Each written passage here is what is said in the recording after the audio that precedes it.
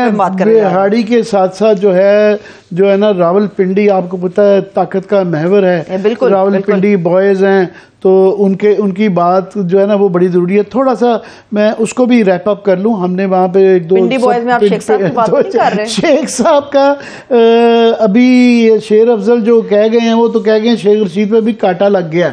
तो अगर फवाद चौधरी जिस तरह भी साकब कह रहे थे कि लगा हुआ कांटा हट गया है, लग तो रहा मेरा ख्याल है शेख रशीद साहब का भी ना एक मोहब्बत सचिया ने जो है ना वो एक आपको पता है कॉमिक रिलीफ भी प्रोवाइड करते हैं, उनको 100 खून माफ भी हैं, वो एक बैलेंसिंग एक्ट बोथ साइड्स पे कर सकते हैं।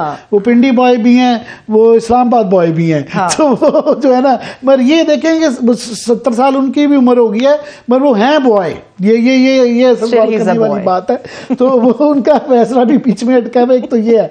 दूसरा, पिंडी के ओवरऑल देखें, पिंडी जो है 30-35 साल से आप समझ लें 85 से ऑनवर्ड जो है ना, ये 70 की दहाई में ये टोटली पीपल्स पार्टी का गढ़ होता था। उसके बाद फिर ये थोड़ी सी पीपल्स पार्टी का दुक्का सीटें निकालती थी यहाँ से, और फिर ये टोटली 90s के मिड 90s में 97 से ऑनवर्ड्स तो ये 100% जो है पिंडी डिवीजन पूरा, अच्छा, और ख़ास तौर पे पिंडी डिस्ट्रिक्ट, ये नून लीग का एक गुजरांवाला और एक लाहौर और एक पिंडी ये गढ़ बन गए। अच्छा, ये गढ़ थे। तो अब ये इसमें पिछले 2018 में बहुत बड़ी दरार आई कि 7 सीटों में से आप देखें सिर्फ एक सीट जो है वो परवेज अशरफ साहब जो है ना वो दो उसमें निकाल पाए 2018 में, और उसकी वजह से उनको स्पीकर बनाया गया। और एक शेख रशीद साहब को उनको वो भी पीटीआई समझे, तो 6 सीटें पीटीआई लेके गई थी। और उसके अंदर जो सबसे बड़ा यहाँ का सेटबैक था नून लीग के लिए तो था ही, मगर वो चौधरी निसार था।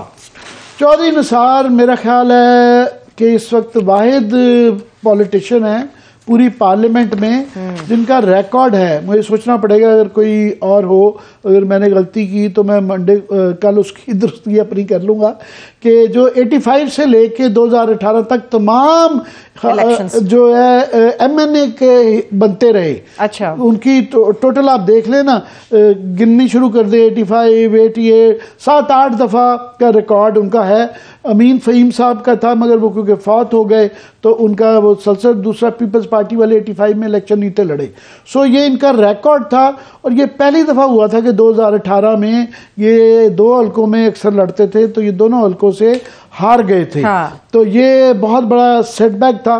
तो अभी ये बहुत बड़ा सवाल है कि चौधरी निसार साहब जो है ना उनकी क्या सूरत हाल होगी। तो वो वहाँ पे चूँकि इनका हमेशा मुकाबला रहता है गुलाम सरवर साहब से, तो गुलाम सरवर खान पिछली दफ़ा पीटीआई में आ गए थे, वो और उनके साहबजादे वो दोनों सीटों से जीते थे। बाद में फिर एक सीट पे वो बाई इलेक्शन हुआ तो उन्होंने अपने बेटे को जितवा लिया। और अब वो क्योंकि इस्तेहकाम पार्टी में चले गए हुए हैं तो एक नई सूरत हाल है।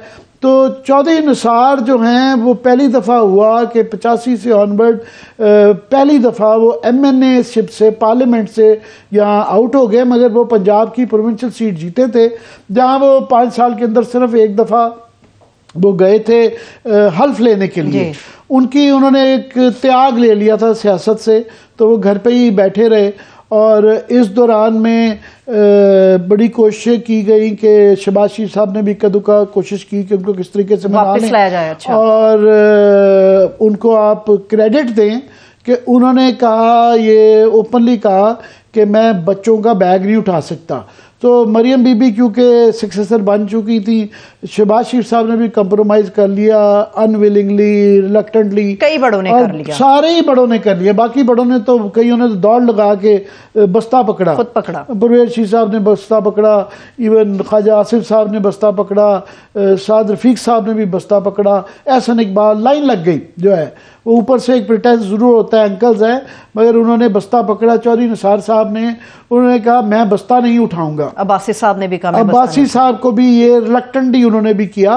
तो फाइनली वो भी इस बात पे उनको भी वो तुरस्त थे वो कि 30 साल से आ रहे हैं ना। देखिए ओवरनाइटली एक दिन में आप कहें जी ये मेरी साहबजादी आज मेरी जानशीन है और सारों को आप एकदम रूल आउट कर दें बीच में से, तो वो एक उनको ये एतराज़ था, तो उनको साइड लाइन पहले ही किया चल रहा था एक हमेशा से, मगर फिर फाइनली उसके बाद से उनको पीटीआई से भी ऑफ़र हुई कि ये भी खबरें कई दफ़ा चली, इमरान खान ने भी कोशिश किया, उनके हक़ में बयान भी दिया, मगर वो ना पीटीआई ज्वाइन की ना उन्होंने नून लीग ज्वाइन की।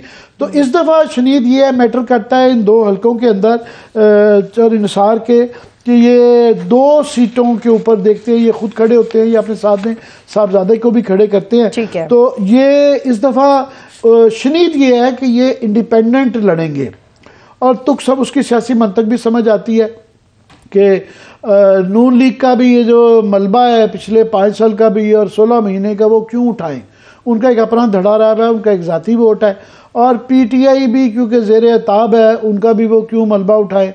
और यहाँ पे उनकी गुंजाइश इसलिए भी बनती है कि उनके जो मेन राइवल वहाँ पे हैं गुलाम सरवर खान, वो भी आउट हो चुके हुए हैं, उनका इस्तेकाम पार्टी में कोई ऐसी वो नहीं है, तो वो जो आगे उनका और पीटीआई का मिल के एक वोट बैंक उनको मिला था। सो ये अभी सवाल है कि आया वो ये पीटीआई छोड़ने के बाद जो है क्या उनको वोट मिलेगा नहीं मिलेगा। तो ये जो इनकम्बेंसी का फैक्टर है कि ये जो 16 महीने की महंगाई और बुरी इस चीज़ के असरात, या उससे पहले के पीटीआई के असरात, या नून लीग की जो उससे पहले की गवर्नमेंट के, वो चौधरी निसार के ऊपर नहीं पड़ते। ये भी तो मुमकिन आमिर साहब के पीटीआई वहां पे अपना कोई उम्मीदवार खड़ा ना करे और पीटीआई का वोट बैंक चौधरी निसार से लेके जो ये यहाँ पे नून लीग की रही, उसके पीछे चौधरी निसार का पिंडी के अंदर जो गलबा रहा, उसके पीछे चौधरी निसार की बहुत ज़्यादा हिकमत और शमूलियत रही। इनके मशवरे में पिंडी डिसाइड किया जाता था, तो इनको ये आप कह सकते हैं कि इनको हटाने की वजह से भी ये एक फैक्टर था कि पीटीआई का सिर्फ उठान नहीं हुई, इसकी जो गिरावट में चौधरी निसार साहब का निकल जाना भी था। तो चौधरी निसार इस दफ़ा एक सबसे बड़ा एक सवाल पिंडी की सियासत में ये है कि वो कम बैक उनका होता है, कैसे होता है। इंडिपेंडेंट तो वो लाजमी मेरा ख्याल लड़ेंगे, और लड़ने के बाद वो फिर क्या ऑप्शंस होगी मेरा ख्याल है वो देखेंगे उसके बाद कि उनको क्या सूट करता है। मगर ये ज़रूर है कि उन्होंने एक अपनी सियासी शान रखी है, और ये क्रेडिट उनको देना पड़ता है। कई दफ़ा हम उनके बड़े नाकद रहे हैं, मैंने बड़ी बड़ी उनके तनकीद की है। एक तो like a typical like a pure politician, thick skinned है, बुरा नहीं मनाते हैं, तनकीद को बड़ा खद्दा पेशानी से बर्दाश्त करते हैं, और कभी शिकायत नहीं की, बहुत सख्त तनकीद की है उन पर।